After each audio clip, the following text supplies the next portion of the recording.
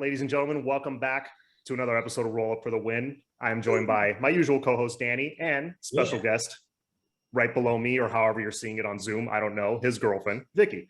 Whoa, I feel attacked. Whoa. She's upgraded to fiance. That's right. Yes, official YouTube. Congratulations on that. Thank you. Yeah, so it for those of you watching, it happened weeks ago, but yes, that fiance Vicky. But anyway, we wanted to react and we wanted to have Vicky on because there was a massive argument last night between the two of them on if Becky should have squashed Bianca Belair, but we'll get to that in a second. We're coming off, so basically we're coming off the heels of, and it's not done because we still got TakeOver, probably the craziest weekend in wrestling in recent memory. I think potentially one of the greatest weekends of wrestling to happen to wrestling in recent memory. Yeah.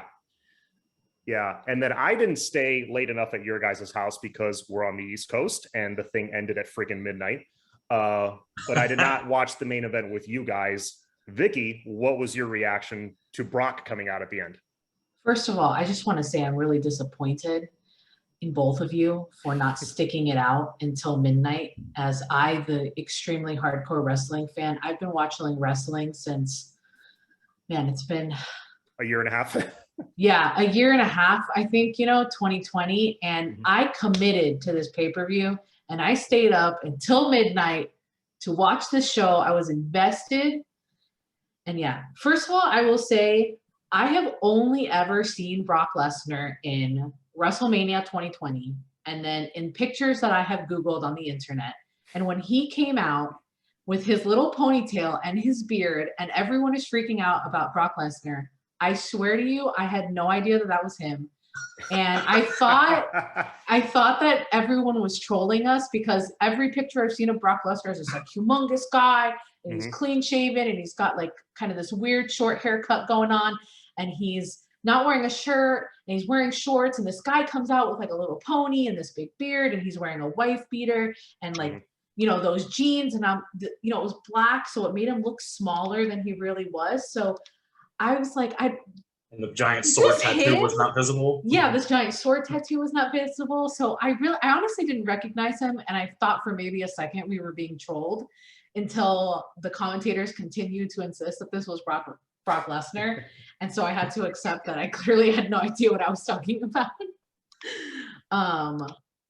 So I guess it was cool, the second pay-per-view that we kind of end with this like huge star going on. I felt a little bit winded from everything that happened and a little jaded from everything that had happened with Becky Lynch and Bianca Belair. So I feel like that kind of killed it for me. I was still a little bit mad and getting over what happened to really enjoy and appreciate that we had another big star coming in for Roman Reigns.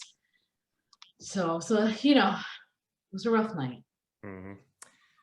Danny, we'll start with you on the Bianca Belair Becky Lynch thing. Before you two start, I was more in the middle. I like her return was awesome. Right. I can understand it being a short match because she's probably not 100% in ring shape yet, but I did not like the fact that it was like a quick squash. It was a little heelish when she's coming in as a babyface. I don't know. I was confused by the whole thing. Danny, you said you loved it. Do you still feel that way?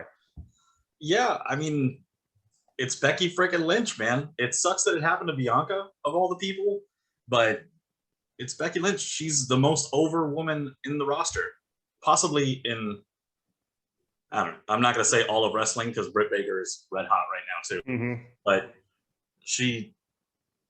the return was great. Sucks. You know who really gets hurt by this? Sasha Banks. I don't know where the hell she was. She just disappeared on the face of the planet, and they were like, etch a sketch it. You don't remember that she was building up toward this match? We're giving you Becky Lynch. It's okay to be wrong about everything that you just said. And that's fine. Oh boy. Because you're so wrong. It was a mess from start to finish.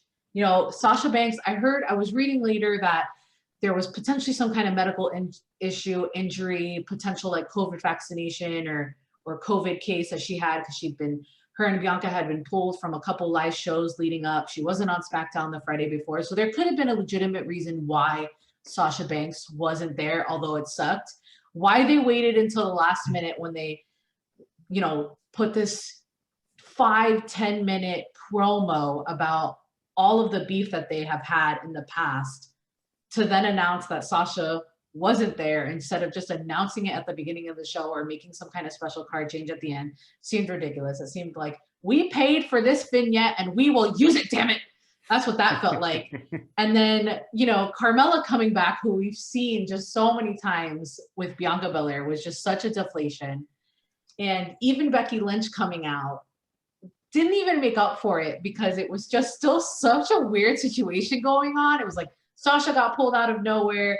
Carmella's in here. Everybody is just like silent and booing and doesn't really know what to do. Becky Lynch's music hits. Yes, it was awesome that she was back. We all wanted her to come back. It was super great. I was kind of hoping that her and Bianca Belair would like team up and kick Carmella's ass or something. And instead, she shoos out Carmella, fine, whatever. She stares at Bianca. I'm like, okay, we're going to have an epic match for, better than Sasha Banks and Bianca Belair. We're going to have, Becky Lynch and Bianca Belair, and they're just going to freaking kill it because they're just two amazing rock stars. And, there's all this hype in the building.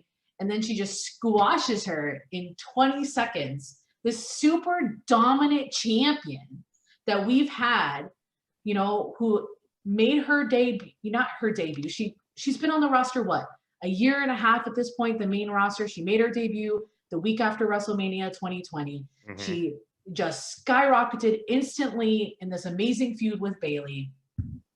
The Carmella feud wasn't great, but she won the Royal Rumble by being in there for absolutely ever, being an absolute beast, having the best match ever at WrestleMania, just been this very dominant champion, feuding with Bayley again, feuding with Sasha Banks, two amazing superstars on the roster. To get squashed by Becky Lynch in 20 seconds just means everybody on the roster is peas compared to Becky Lynch, and all of that development just got thrown in the trash in 20 seconds. I was so mad. I wasn't even happy that Becky Lynch was back. I was so mad for Bianca. I was like, you know what? How do you ruin Becky Lynch coming back? I mean, people have been chanting Becky's name in Charlotte Flair matches and promos for like weeks at this point. She was so over. And somehow you ruin this moment. I mean, gee, that's beautiful, Vince. Beautiful. How could you ruin that so quickly?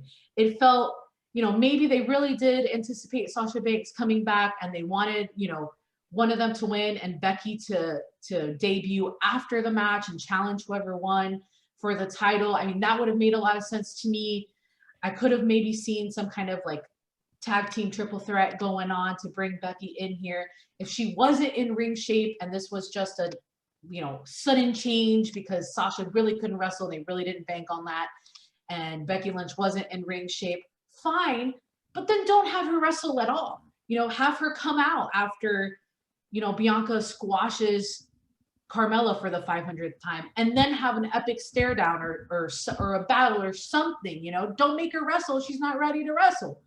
There's 100 things you could have done. You could have done an amazing promo. You could have done a stare off. She could have gone in the ring and done jumping jacks and everybody would have been freaking happy, and instead you have to just ruin everyone's champion. I still don't know if this is, Becky Lynch turning heel. She shook hands with Bianca. She punched her in the face. That's a very heelish move. Maybe Bianca's going to turn heel. I know that that's going to be amazing. Bianca is absolutely amazing, but we didn't have to do it in this way. It just didn't have to happen like this. And you can't convince me otherwise. This was terrible, and I'm upset. And then posting on Twitter that I'm back. I'm sorry, lady. You ain't CM Punk, okay? Like, don't steal his words. Everyone's way more excited about CM Punk. You're awesome too, but you're awesome in a different way. You don't have to say the exact same thing that he did and try to be like, I'm better than CM Punk, because you're gonna lose. And she's the biggest troll on Twitter. She's great. Okay, she's great first of all, how dare you? CM Punk is a way bigger troll than her. So you can't even. You can't even. I can't even. Girl, I can't even. CM Punk is, not being signed to WWE at the moment. He's willing to cross more lines on social media than Becky is. So to be fair, there's not the same restrictions on him. Yeah, that's true. But If we're no, going with big old trolls, MJF is a troll too. yeah. Oh, MJF is amazing. But Vicky has a lot of valid points. I would have loved a after the match, Bianca wins, and then after the match, bring Becky out and you have a stare down and you build a proper like match between them. I'm not negating that that's a better option, but I don't hate what they did. Because Twitter disagrees. If it leads, whatever. Can we turn his camera off? Like, is there a mute button that we can just cut his feed? No. I mean, I could, but I think if it leads to Bianca's heel turn, because I think she was a way better heel than she was a face in NXT. It was just gold. She was great. She was over by being this cocky heel, and it was great. And I don't know if that's what it leads to, great. But you have to slap the belt back on her to accomplish this. Yeah. And even if she turns heel, you know, I just feel like she's so, you know, just been all the momentum is just out of her. You're gonna have to build her back up from the scratch. I mean, she can't immediately turn heel and take on Becky Lynch after losing like so embarrassingly in 26 seconds. It just will seem ridiculous. They're really gonna have to spend a lot of time building her back up, in my opinion, after what they did to her. And I don't even know who Becky Lynch is going to feud with at this point, given that she just destroyed the most dominant person on the roster in 2 seconds. And if she's not in wrestling shape, then I really have no idea what she's going to do for the next coming months, being the champion. And she'll cut promos from here to the next pay-per-view if that's the case. She'll be on the Brock Lesnar schedule. Yeah. She doesn't have to be. Cena has cut promos for 4 weeks. Yeah, she doesn't have to be super active these next few weeks, and it's not going to take her long to get back in shape. So I'm not too concerned about that.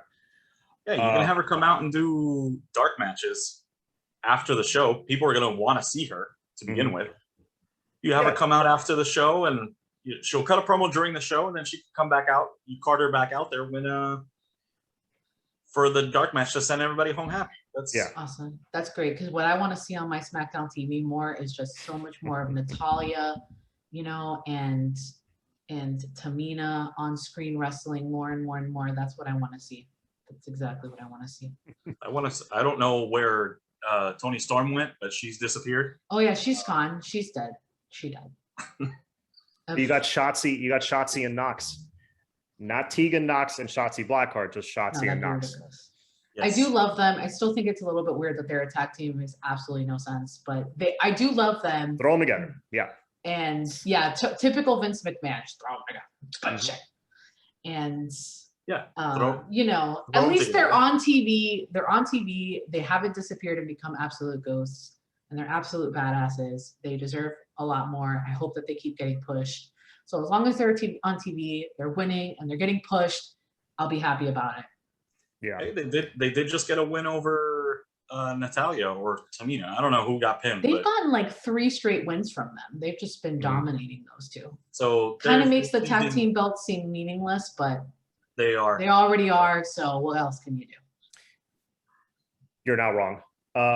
So in these last few minutes that we have, let's discuss which show had the better, maybe not the better night, because it's not fair to compare Rampage with SummerSlam, one of the biggest pay-per-views of the year, which they treated like Mania. Obviously, that's a bigger show. But was any of the returns... Hands down, it's a bigger show. You got 50,000 people versus 12,000 people. Right. But who had the bigger moment? Either Becky or Brock returning or CM Punk returning Friday night? CM Punk, hands down. I agree. Not even a competition. Yeah. You know, and I'm going to go out on a limb here, and I'm going to say Rampage had my weekend.